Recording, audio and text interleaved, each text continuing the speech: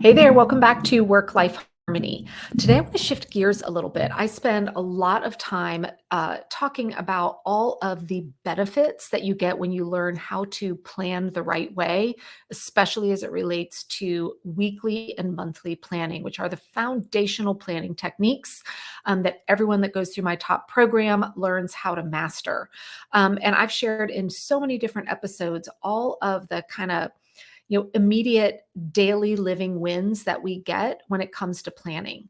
But today I want to take a step back and share with you three specific things that are long-term benefits that you get after you have really kind of gotten into planning mastery and have been doing your weekly and monthly planning consistently for a while. So I've been doing it for years. And so I really wanted to share kind of these three things that you can look forward to when you start mastering your planning.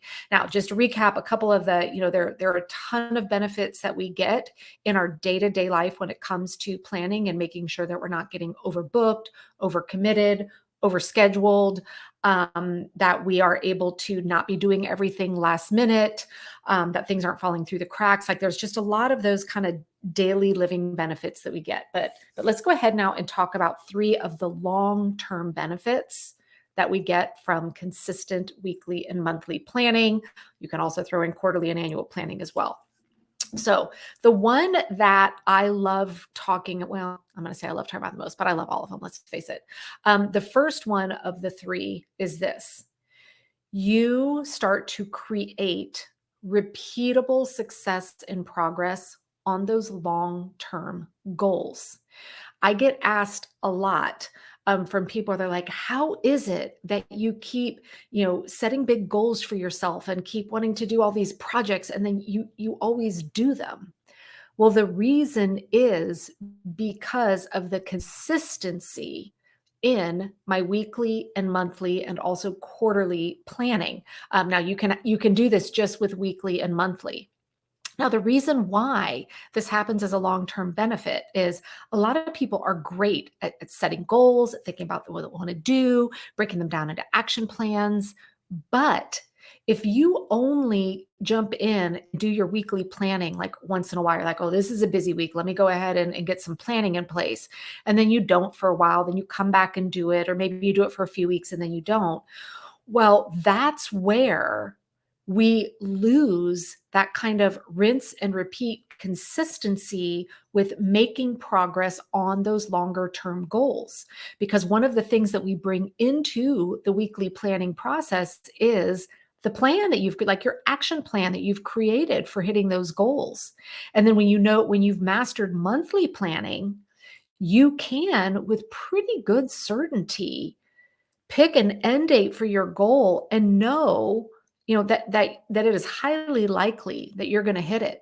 So because of the rinse and repeat weekly and monthly planning process, when I decide to say, yeah, it's time for me to start working on this project or this goal, I know that I'm not being unrealistic on when I'm starting it or being unrealistic on what the end date is, because I've got the foundations in place for staying out of overwhelm, staying out of reactive living, and knowing realistically how much time I'm going to have in a given week, month, or quarter to work on those goals. So if you find that you are consistently setting goals, but then you're not able to start them, or they drop, you get way through and then you lose steam, or if it felt like, this sprint and you're collapsing at the end of it, it's because you're missing that foundational planning process. When you get that in place, that long-term benefit of always making progress on your goals is incredibly empowering. It lights me up. Now, the second long-term, kind of longer-term benefit that we get from planning is, it's kind of three things all in once. There's different ways of looking at it, but ultimately, over time, we build muscle memory in knowing how to respond when change happens. Now, I will be the first to admit, and any one of my loved ones would chime right in and say, yes, Megan was not someone that responded to change well for a very long time. Like if I had something laid out and then something happened and it required a change, it would usually set me off. I'd get very frustrated, but then once I had time to kind of sit down and think about it, I could be on board. Sometimes not. But because of having now years under my belt of consistently always showing up and doing my planning, I know how to plan for uncertainty. That's something that we teach inside of the program. And I've been doing it for so long now that it truly is muscle memory. So that when something comes in that was unplanned, that's going to derail what I was already scheduled to be doing. Now, do I still get irritated? Of course, I'm human, but it doesn't trigger this downward spiral into me freaking out. Instead, it triggers oh, I know what to do when this happens because I've done this so many times that I know how to absorb this change and adjust my plans to accommodate it. Now, coupled with that, what that also means is, again, this is kind of dependent on your personality type. But if you are someone, as I was for such a long time, that change like that can trigger, kind of a sense of anxiety, dread, frustration, whatever it may be for you, it actually lowers that. I find now that I am far less reactive, and my anxiety levels around change have diminished greatly, even through all the craziness that we went through in 2020 and 2021. And so what's been interesting, and I did a previous podcast episode on this, is when I go back and look at my results from personality tests, like Myers-Briggs ones, and I use that example in that episode.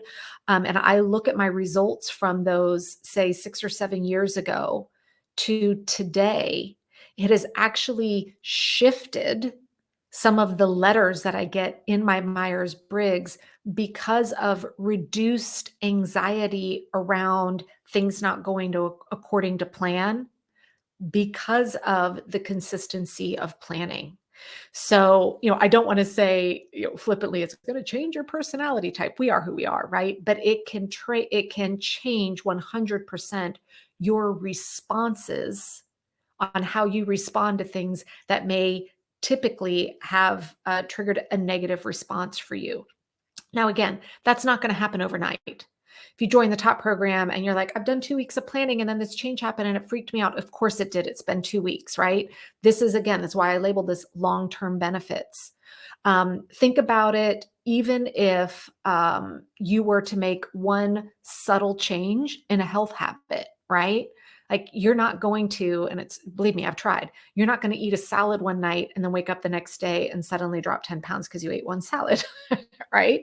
But consistency of that change over time leads to those long-term benefits. Now, the third thing that planning gives you that long-term benefit is you begin to commit with confidence.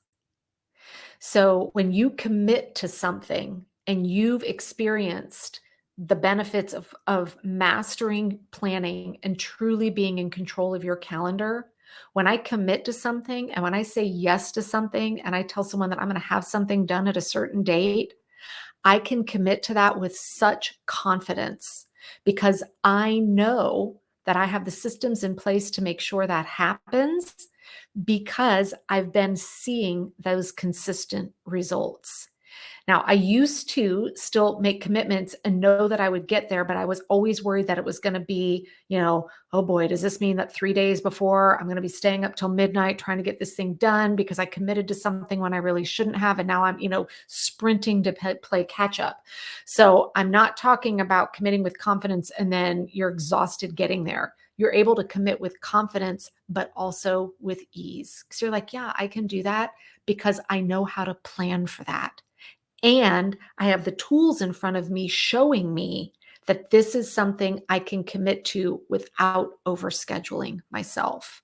So I wanted to just kind of take the time in this episode to paint for you what that picture looks like 6 months, 12 months, 3 years down the road, when you have been planning for yourself. This is a gift you give yourself so that, down the road, your future self is going to look back and go, oh my gosh, things feel so different.